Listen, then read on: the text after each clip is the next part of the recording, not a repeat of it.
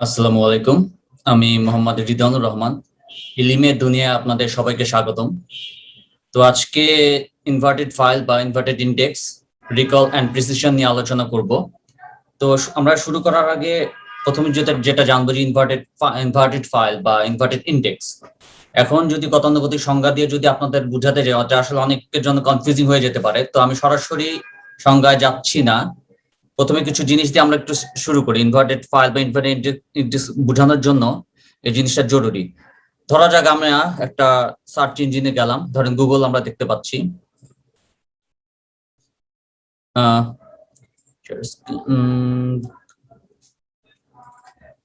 এই যে গুগল আমরা চলে আসলাম। ধরেন গুগল একটা কিওয়ার্ড, ধরেন পিরামিড যদি দেখি, PYMID পিরামিড। ধরেন আমি পিরামিড দিয়ে সার্চ করলাম, চলে আসলো পিরামিড। এখন ধরেন উইকিপিডিয়া, আমরা উইকিপিডিয়া চলে গেলাম। এটা কিন্তু একটা ডকুমেন্ট বা একটা ওয়েব পেজে, ধরেন এটাও কিন্তু একটা ডকুমেন্ট, যেহেতু একটা লিখিত দলিল এটা প্রকাশ করছে। তো এখন পিরামিড, আমরা তো নর্মালি পিরামিড বলতে মিশরের পিরামিড কি বুঝি, তো এটা মিশরের পিরামিডই কিন্তু মূলত ওখানে রিপ্রেজেন্ট করছে। এখন ধরেন মিশরের পিরামিড গুলো যেমন বিখ্যাত তিনটা পিরামিড আছে, যেমন pyramid of Khufu, pyramid of Khafre এবং পিরামিড অফ মেনকাউরে। এখন এটা কোন জায়গায় অবস্থিত? অবশ্যই এটা কায়রোতে অবস্থিত, মিশরের কায়রোতে অবস্থিত। এখন কায়রোর কোন জায়গায় অবস্থিত?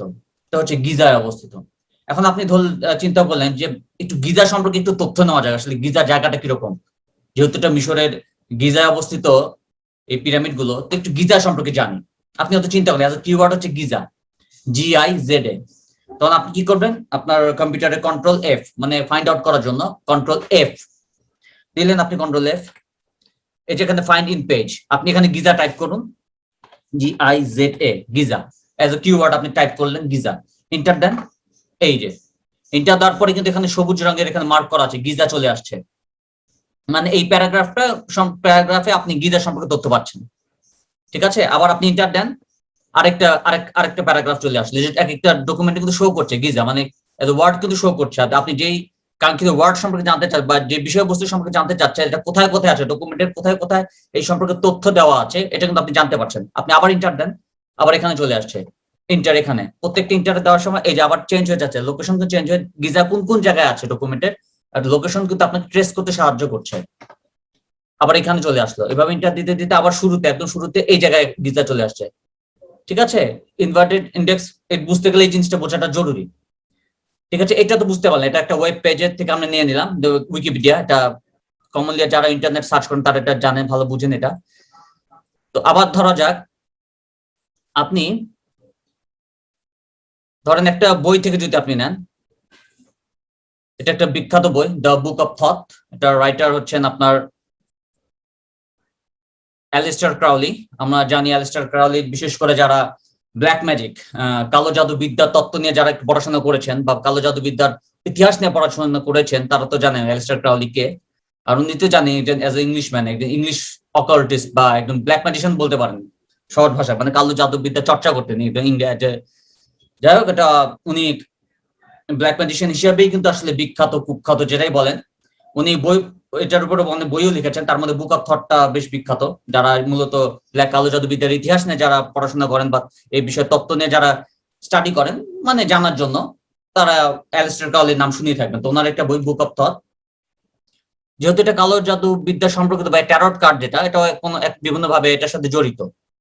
ঠিক আছে, এখন আপনি মনে করেন যে কালো জাদু বিদ্যার যদি ইতিহাস সম্পর্কে যদি জানতে চাই, আমরা যদি রিলিজিয়াস পয়েন্ট অফ ভিউ থেকে যদি জানতে চাই, ধরেন হযরত সুলাইমান আলাইহিস সালামের সময়ও কিন্তু অনেক কালো জাদু, মানে জাদুকর যারা, অনেক জাদুকর আছে যারা কালো জাদু বিদ্যা বা ডাকিনী বিদ্যা চর্চা করতো।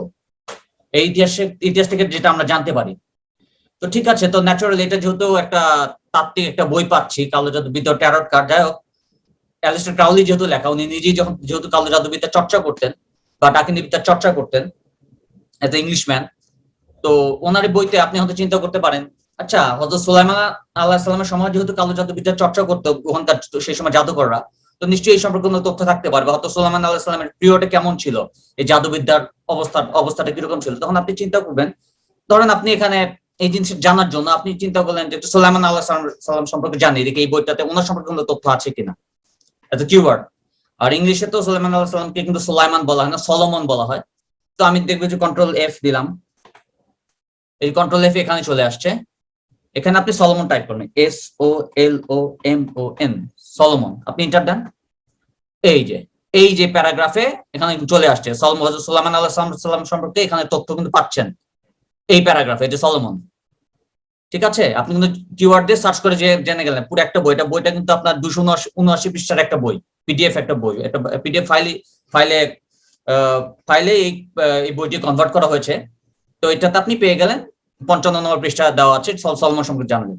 আবার এন্টার দেন, এটা আবার 75 নম্বর পৃষ্ঠায় সলোমন সম্পর্কে জানতে পারছে। এই যে সলোমন, এখানে Solomon, the temple of Solomon the king, Sulaiman আলাইহিস সালাম সম্পর্কে জানতে পারছেন, যেহেতু ওনার সময় কালো জাদুবিদ্যা চর্চা হতো। তো ঠিক আছে, এই দুইটা জায়গায় কিন্তু সুলাইমান আলাইহিস সালাম সম্পর্কে তথ্য আছে এই বইটিতে। তো এটাই ইনভার্টেড ইন্ডেক্স বুঝতে হলে এই জিনিসটা বোঝাটা আপনাদের জন্য জরুরি ছিল। এখন মূল কনটেক্সটে চলে যাই আমরা। ওকে,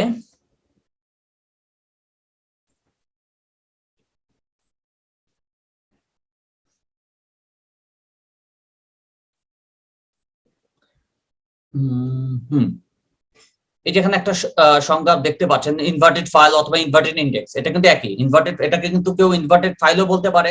আপনাদের জিজ্ঞেস করতে পারে ইনভার্টেড ফাইল কি। আসলে ইনভার্টেড ফাইল আর ইনভার্টেড ইন্ডেক্স একই জিনিস। তো ইনভার্টেড ইন্ডেক্স যেহেতু এটা আসলে মূলত আমরা শুনে অভ্যস্ত, ইন্ডেক্স, নির্ঘণ্ট, এগুলো শুনে অভ্যস্ত, এই জন্য আমি ইনভার্টেড ইন্ডেক্স দিয়েছি। ইনভার্টেড ফাইল বললেও সমস্যা ছিল না, বাট অনেক বুঝতে কনফিউজিং হতে পারে, আপনার কনফিউশনে পড়ে যেতে পারেন। এই জন্য আমি দুটোই দিয়েছি যাতে আপনারা এই জিনিসটা ক্লিয়ার থাকেন। ইনভার্টেড ইন্ডেক্সকে ইনভার্টেড ফাইলও বলা হয়। তো এটা যদি আমরা একটু পড়ি, inverted file or inverted index is an index into a set of documents of the words in the documents or web pages. The index is accessed by some such methods. Each index entry gives the word and a list of documents, possibly with locations within the documents or web pages where the word occurs. Okay, তো inverted index হচ্ছে, ধরেন কোন document, ধরেন কোন লিখিত কোন দলিল অথবা ওয়েব পেজ। এই যে একটু আগে গেলাম যে উইকিপিডিয়া, আবার একটা বইয়ে গেলাম, তাই না? ওয়েব পেজ অথবা দলিল, লিখিত দলিলের মধ্যে থেকে আ সেট অফ ডকুমেন্ট, মানে অনেকগুলো শব্দ নিয়ে গঠিত। সেখানে এখানে কিন্তু অনেকগুলো শব্দ ছিল, আমরা কিন্তু কিওয়ার্ড দিয়ে সার্চ করেছি, বাট সেখানে কিন্তু অসংখ্য শব্দ ছিল। ওই শব্দ নিয়ে গঠিত যে সেট অফ ডকুমেন্ট, মানে আবার কিছু ডকুমেন্ট গুচ্ছ তৈরি হয়। সেই ডকুমেন্ট গুচ্ছ গুলো থেকেই কিন্তু যে কিওয়ার্ড, মানে ওই মোট কথা যে আপনার ডকুমেন্ট গুচ্ছ গুলো থেকে ভিত্তি করে যে ইন্ডেক্স গঠিত হয়, সেটাই কিন্তু আসলে ইনভার্টেড ইন্ডেক্স বা আপনার ইনভার্টেড ফাইল। এতটুকু ক্লিয়ার? আপনার এই সেন্টেন্সটা কিন্তু মোটামুটি এটাই বোঝাচ্ছে। আবার the index is accessed by some search methods. এই ইন্ডেক্সটা অ্যাক্সেস করা মানে সার্চ করার জন্য কিছু পদ্ধতি আমরা ফলো করি, যেটা একটু আগে দেখালাম, যে কন্ট্রোল ফাইন্ড দিয়ে বা কন্ট্রোল এফ দিয়ে আমরা যেটা, যেমন গিজা সম্পর্কে জানলাম, সলোমন সম্পর্কে জানলাম, সার্চ মেথড, আমরা কিন্তু মেথড পদ্ধতি ফলো করে কিন্তু এটা জানতে পেরেছি। আবার each index gives the index entry gives the word and list of documents. আবার প্রত্যেকটা এন্ট্রি কিন্তু আমাকে প্রত্যেকটা আমি বারবার যখন আমি এন্টার দিচ্ছিলাম, আমাকে ওয়ার্ড সঙ্গে জানাচ্ছিল এবং লিস্ট অফ ডকুমেন্ট, এই ডকুমেন্টে কোন জায়গায় আছে এটা সঙ্গে আমার তথ্য ছিল, possibly with the location within the document or web pages. এই যে ওয়েব পেজেও গেলাম, আমাদের আবার ওই বইটাতেও দেখলাম দ্য বুক অফ থট, ওখানে ওই ওয়ার্ডস গুলো কোন ডকুমেন্টের কোন জায়গায় ছিল, এটাই কিন্তু লোকেশন গুলো আমাকে ট্রেস করতে সহায়তা করেছে, তাই না? যেখানে এই ওয়ার্ডটা থাকবে, ওয়ার দ্য ওয়ার্ড অকার্স, যেই সব জায়গায় যে ওয়ার্ড দিয়ে আমি সার্চ করবো, এবং যে জায়গায় ওয়ার্ড গুলো থাকবে, সেটাই কিন্তু আমাকে ওই ডকুমেন্টে শো করবে যে এই জায়গায় আপনার কাঙ্ক্ষিত ওয়ার্ডটা আছে। ওইটার উপর ওই অংশ থেকে আপনি ওই কাঙ্ক্ষিত শব্দ সম্পর্কে ওই তথ্যটা ওই অংশ থেকে আপনি জেনে নিতে পারবেন। ইনভার্টেড ফাইল, ইনভার্টেড ইন্ডেক্সের কাজটা কিন্তু আসলে এইটাই। আর এখানে একটা ডায়াগ্রাম দেখতে পাচ্ছেন, ধরেন এখানে কোয়ারি, যেমন আমি আর এখানে কোয়ারির সময় দেখতে পাচ্ছেন 01100, মানে বাইনারি কার্ড। আমি হয়তো সলোমন টাইপ করলাম, আবার হয়তো গিজা টাইপ করে এগুলো আমি হয়তো টাইপ করছি ইংলিশে, বাট আলটিমেটলি কম্পিউটার কিন্তু এগুলোকে কনভার্ট করে নিচ্ছে 0101, মানে বাইনারি সংখ্যা। এই জন্য বাইনারি এখানে প্রেজেন্ট করছে 01001100। স্বাভাবিক আমি যখন সার্চ করবো ওইটাই আমার কোয়ারি। তারপর হয়তো ইন্ডেক্সিং এখানে দেখতে পাচ্ছি, এই যে ডকুমেন্টস, এটা ডকুমেন্টস, একটা ওয়েব পেজ হতে পারে, কোনো বই পুস্তকও ডকুমেন্ট হতে পারে, বই পুস্তক থেকে নেওয়া কোনো ডকুমেন্টও সরাসরি ওখানে তুলে দেওয়া হতে পারে, ডকুমেন্টস।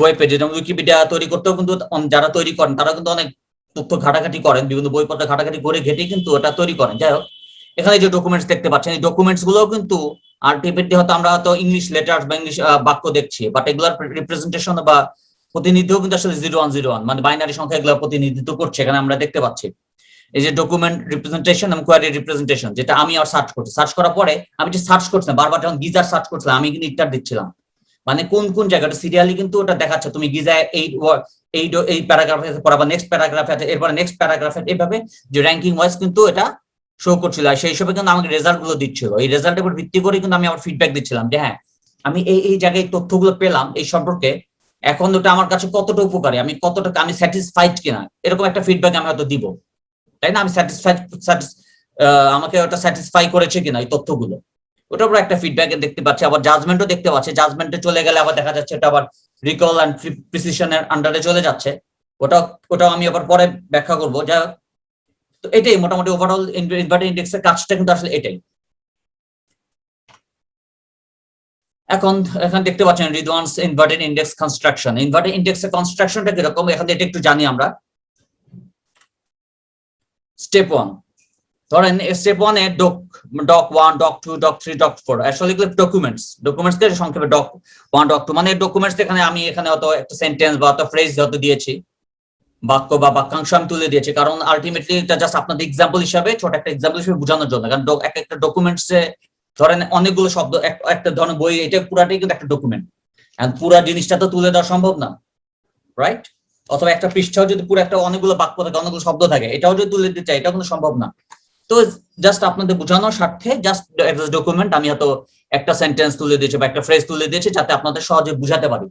স্টেপ 1 হবে কি, ডকুমেন্ট আমাদের ধরেন এই কথাগুলো আছে, new home sales rise in July new home sales top forecast, এই জিনিসগুলো আছে। ধরেন ডকুমেন্ট ধরেন এগুলো পুরো ভরা আছে, আমি জাস্ট একটা সেন্টেন্সে দেখাচ্ছি। ফার্স্ট স্টেপ হচ্ছে এটা, এরকম ডকুমেন্ট আমাকে শো করবে। এখন এখান থেকে আমি ইন্ডেক্সটা কিভাবে নিব? প্রথমেই ধরেন এই যে টার্মস, এক একটা কিন্তু টার্মস, এই যে নিউ হোম সেলস, আবার হোম সেলস রাইজ, মানে এভাবে আমি কিন্তু সরাসরি যতগুলো শব্দ আছে আমি একটা একটা সিরিয়ালি বসিয়ে যাবো এখানে, ঠিক আছে? আবার এখানে পাশে যে নাম্বার গুলো দেখতে পাচ্ছেন, যেমন নিউ 1, হোম 1, সেলস 1 কেন আসছে? যে প্রত্যেকটা 1 নম্বর ডকুমেন্টে দেখে 1 আসছে। আবার কিন্তু হোম চলে আসছে, এটা 2, সেলস রাইজ এটা 2 আবার 2 নম্বর ডকুমেন্টে আসছে দেখে কিন্তু এখানে 2 করে আসছে। আবার 3 নম্বর 3 চলে আসছে, কারণ home sales rise in July এগুলা কিন্তু আবার 3 নম্বর ডকুমেন্টে আছে, এর জন্য 3। আবার 4 গুলো আসছে, কারণ July new home sales top forecast এগুলো কিন্তু আবার 4 নম্বর ডকুমেন্টে দেখে এগুলো সব 4 করে আসছে, ঠিক আছে? স্টেপ 2টা ক্লিয়ার। স্টেপ 3 তে চলে যাব। এখন ওই যে আমরা আগের পেজে যাও যেগুলো আমরা সাজালাম, তারপর ওই শব্দগুলোকে আমি আবার অ্যালফাবেটিক্যালি সাজাবো, মানে ইন্ডেক্স যেভাবে সাজানো হয় বর্ণানুক্রমিক ভাবে, যেমন ডিকশনারি যেমন শব্দগুলো সিরিয়ালি বর্ণানুক্রমিক ভাবে অ্যালফাবেটিক্যালি যেভাবে সাজানো হয়, আমরা ওইখানে আবার অ্যালফাবেটিক্যালি সাজাবো টার্মস গুলোকে, যেমন ফোরকাস্ট, হোম ইন জুলাই, মানে অ্যালফাবেটিক্যালি আমরা সাজাবো। আর 4, 1, 2, 2 এগুলোই কার কিছুই না, কারণ হচ্ছে যেমন আগের পেজে আমরা যেটা দেখেছি যে এই যে 4, 1, 2, 2 এগুলো পাশাপাশি বসিয়েছিলাম না এক একটা এগেইনস্টে, নিউ এর সাথে 1, সেলস এর সাথে 1, আবার সেলস এর সাথে 2, হোমের সাথে 3, জুলাইয়ের সাথে 4, এই জিনিসটাই আসলে এগেইনস্টে বসানোর কারণে অ্যালফাবেটিক্যালি সাজানোর কারণে এগুলো উল্টাপাল্টা হয়ে গেছে। ওগুলো এগেইনস্টে যা ছিল ওটাই কিন্তু বসবে, জাস্ট এইটা আমার অ্যালফাবেটিক্যালি সাজাবে, বাট ওদের এগেইনস্টে যে সংখ্যাগুলো ছিল পাশাপাশি এটা বসে যাবে। ক্লিয়ার তো? জাস্ট ওটা পাশাপাশি বসে যাবে। এটা হচ্ছে স্টেপ 3। স্টেপ 4 হচ্ছে এখন ফ্রিকোয়েন্সিটা আবার আনতে হবে। ধরেন ফ্রিকোয়েন্সি আমরা একটা জানি, আমরা কম্পন হার, যেটা সায়েন্সের ক্ষেত্রে ব্যবহার হয়, ফিজিক্সের ক্ষেত্রে এগুলো ব্যবহৃত হয়, কম্পন হার, স্পন্দন হার। বাট এটা হচ্ছে পুনরাবৃত্তি বা বারবার আগমন, এরকম কিছু বোঝাচ্ছে। যেমন টার্মস আমি ন্যাচারালি এটার মধ্যে সব বসিয়ে যাব, এখানে যা আছে মানে যে ডকুমেন্টটা আছে সেই যে ডকুমেন্ট ওয়াইজ বসিয়ে যাব। এটা প্রত্যেকের ফ্রিকোয়েন্সি মানে কয়বার সংগঠিত হয়েছে, এটা 1 1 1 1 1 করে আমি প্রত্যেকটা একবার করে সংগঠিত হয়েছে, এই শব্দগুলো একবার করে আগমন ঘটেছে, এজন্য 1 1 করে বসিয়ে যাব। এটা স্টেপ 4। আবার স্টেপ 5 এ যেটা করব, যেমন ফোরকাস্ট আছে, এখানে আবার হোম কিন্তু 4টা, এই 4টা হোম আমি লিখব, এখানে একটা হোম দিয়ে দিব। ইন একটা আছে, ইন বসায় দেবো। জুলাই আছে 2টা, এই জুলাই এখানে একটা জুলাই হয়ে যাবে। আবার রাইজ দুইটা রাইজ হয়ে যাবে, চারটা সেলস, এই চারটা সেলস হয়ে যাবে। এই যে ফোরকাস্ট কিন্তু একটা, হোম চারটা, এই যে চারটা না, এই চারটা একটা, এই একটা হোম হয়ে পাশে চার বসে যাবে। ইন একটা আসছে, ইন বসে গেল পাশে একটা। আবার জুলাই দুইটা, আবার জুলাই একটা বসবে, পাশে দুই লিখবে। আবার নিউ দুইটা, এখানে নিউ লিখবে, পাশে দুই, মানে নাম্বার অফ ডকুমেন্টস, কোন কোন ডকুমেন্টস এর কত নম্বরে এটা শো করেছে, এটা জাস্ট টু হিসাবে এখন চলে আসছে। আবার রাইজ সেলস, আবার সেলস চলে আসছে, আবার সেলস চারটা চলে আসছে, চার মানে কতবার রিপিট হয়েছে, কতবার, হ্যাঁ কোন কোন জায়গায় রিপিট হয়েছে বা কতবার রিপিট হয়েছে, মানে মানে কোন কোন জায়গায় ওটা রিপিট হয়েছে সেলস যেটা, তো ওটাই আর কি এখানে কোন কোন ডকুমেন্টে টোটাল চারবার রিপিট হয়েছে, এই জন্য চার চলে আসছে। আবার টপ ওয়ান একটা চলে আসছে। আবার ফ্রিকোয়েন্সি, পুনরাবৃত্তি, যেটা ফোরকাস্ট একবারই রিপিট হয়েছে, হোম যেটা যেহেতু চারটা ডকুমেন্টে চলে এসেছে, চারবার, চারটা আপনার ফ্রিকোয়েন্সি চারটা, ইন একবার, জুলাই যেহেতু দুইবার, এই জন্য ফ্রিকোয়েন্সিও দুইবার, নিউ দুইবার, দুইটা ডকুমেন্টে আসছে, এর জন্য ফ্রিকোয়েন্সিও দুইবার, ফ্রিকোয়েন্সি বারবার।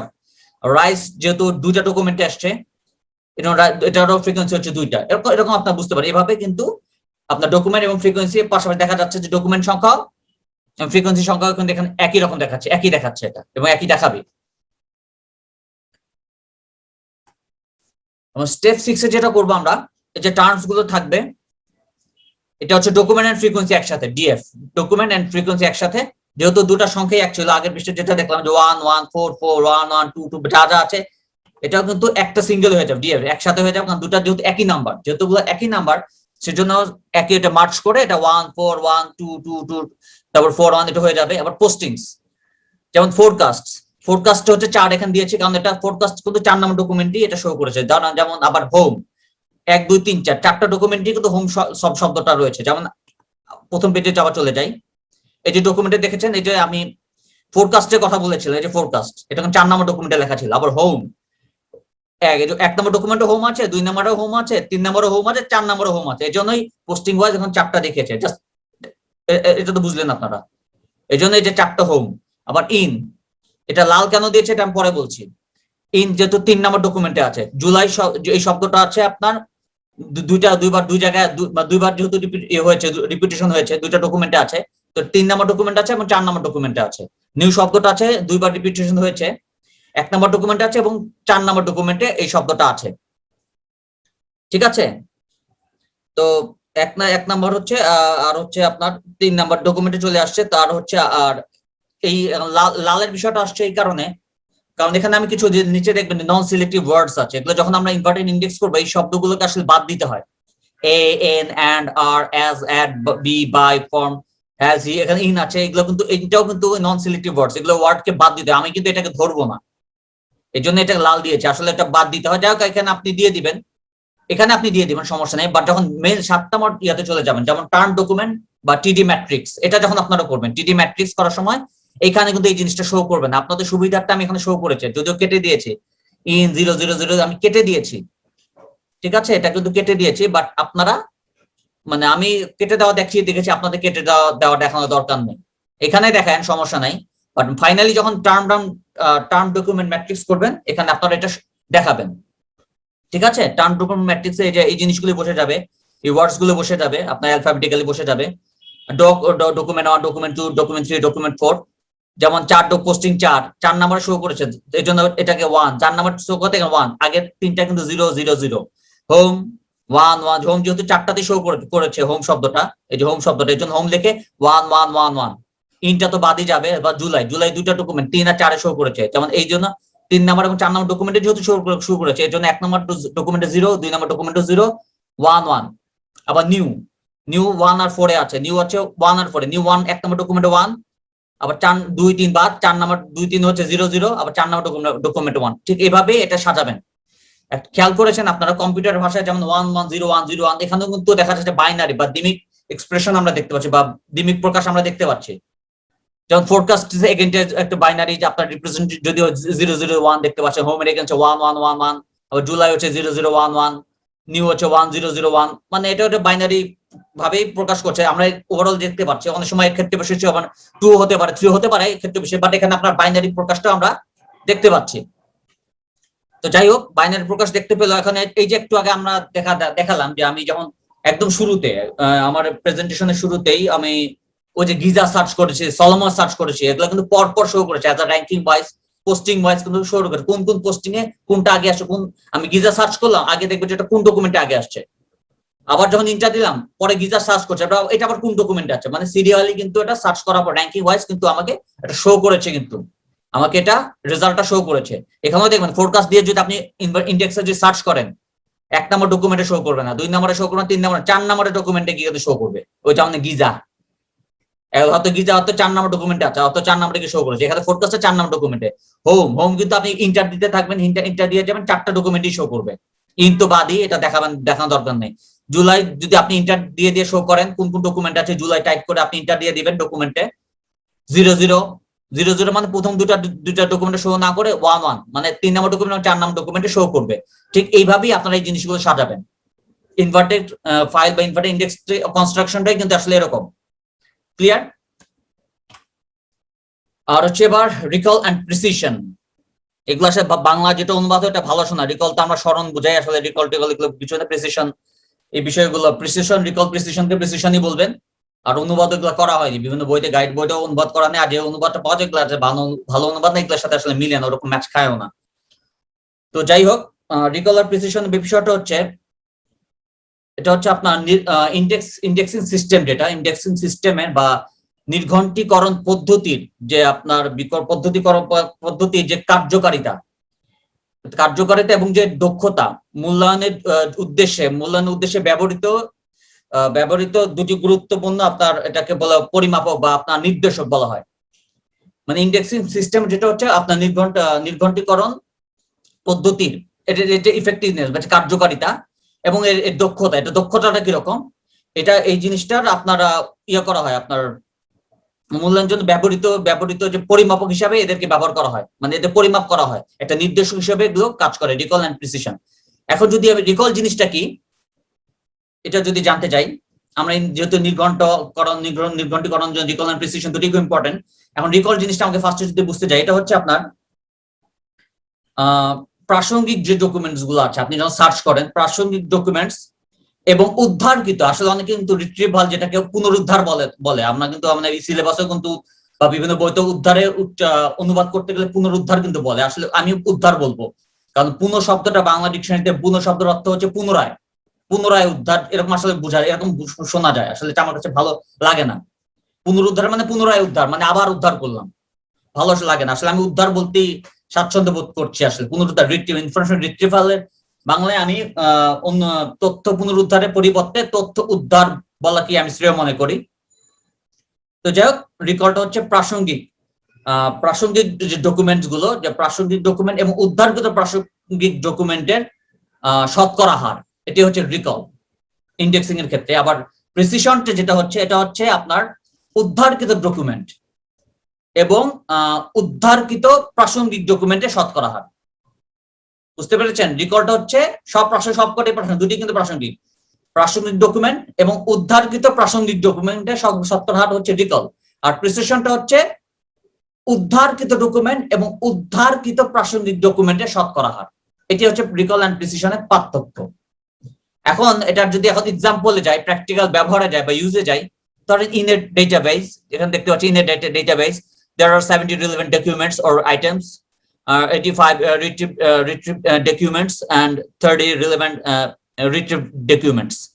ধরেন ইন এ ডাটাবেস, একটা ডাটাবেসে ধরেন 70টি প্রাসঙ্গিক ডকুমেন্ট রয়েছে বা 70টি আইটেম রয়েছে, আবার 85টি হচ্ছে উদ্ধারকৃত ডকুমেন্ট রয়েছে, নট পুনরুদ্ধার বলছি না, উদ্ধারকৃত 85টি ডকুমেন্ট রয়েছে এবং 30টি প্রাসঙ্গিক উদ্ধারকৃত ডকুমেন্ট রয়েছে। ঠিক আছে, এখন আপনি এটা রিকল কিভাবে করবেন, প্রিসিশনটা কিভাবে করবেন।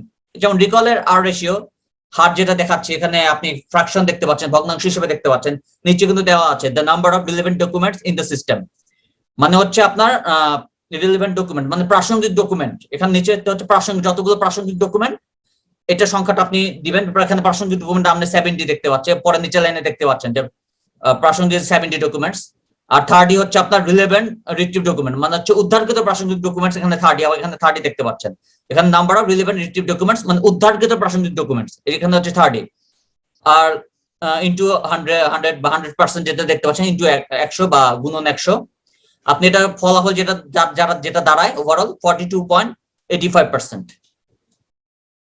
এটা হচ্ছে আপনার রিকল। আবার প্রিসিশনে যদি যান, এটা ফ্র্যাকশন বা ভগ্নাংশে যেটা দেখতে পাচ্ছেন নিচে দেখতে নাম্বার অফ রিট্রিভড ডকুমেন্টস, মানে হচ্ছে আপনার উদ্ধারকৃত ডকুমেন্টের সংখ্যা, এবং উপরে হচ্ছে the number of relevant retrieved documents, মানে হচ্ছে আপনার প্রাসঙ্গিক উদ্ধারকৃত ডকুমেন্টস, এটা শতকরা হার। এবার গুণন যে শতকরা, এটা 1/100।